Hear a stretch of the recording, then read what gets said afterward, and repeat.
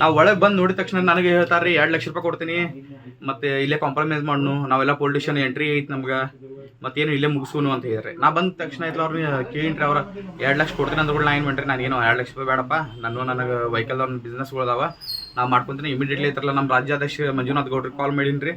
ಯಾಕಂದ್ರೆ ನನ್ನ ಕಡೆ ನನ್ನ ಮೊಬೈಲ್ ಒಂದು ಡಿಸ್ಪ್ಲೇ ಹೋಗಿದ ಕಾರಣ ನನ್ನ ಕಡೆ ಯಾರ್ದು ನಂಬರ್ ಇರಲಿಲ್ಲ ರೀ. ಆದ ಕಾರಣ ನಮ್ಮ ಮಂಜುನಾಥ್ ಗೌಡ್ರ, ನಮ್ಮ ರಾಜ್ಯ ಯುವ ಕಾಂಗ್ರೆಸ್ ಅಧ್ಯಕ್ಷರ ಮಂಜುನಾಥ್ ಗೌಡ್ರಿಗೆ ಕಾಲ್ ಮಾಡಿ ಮಿನಿಮಮ್ ಒಂದು 7 ಟನ್ ಇರ್ಬೋದ್ರಿ. ಅಂದ್ರೆ 7,000 ಕಿಲೋ ಇರ್ಬೋದ್ರಿ. ಮಿನಿಮಮ್ ಅಂದ್ರೆ ಒಂದು 300 ಚೀಲ ಇರ್ಬೋದನ್ರಿ. ತಿಂಗಳಾಯ್ತು ನೀವು ಹೇಳ್ತಿದ್ರಿ. ಲಾಸ್ಟ್ ಟೈಮ್ ಬಿಟ್ಟಿದ್ರಿ ಅವ್ರ. ಫುಡ್ ಇನ್ಸ್ಪೆಕ್ಟರ್ ಆಗಲಿ ಇಲ್ಲಿ ಲಾಸ್ಟ್ ಟೈಮ್ ನಾವು ಇನ್ಫಾರ್ಮೇಶನ್ ಮಾಡಿದ್ದೀವ್ರಿ. ಆ ತಕ್ಷಣ ಬಿಟ್ಟಿದ್ರಿ. ಬಿಟ್ಟಂದ್ರೆ ನಾವು ಈ ಕಡೆ ಬಂದಿರ್ಲಿಲ್ರಿ. ಆ ತಕ್ಷಣ ಇವತ್ತು ಸಡನ್ಲಿ ನಮ್ಗೊಂದು ಇನ್ಫಾರ್ಮೇಶನ್ ಬಂದ್ರಿ ಇವ್ರು ಹಿಂಗ್ ಮಾಡಾಕ್ತಾರ ಅಂತ ಹೇಳ್ರಿ.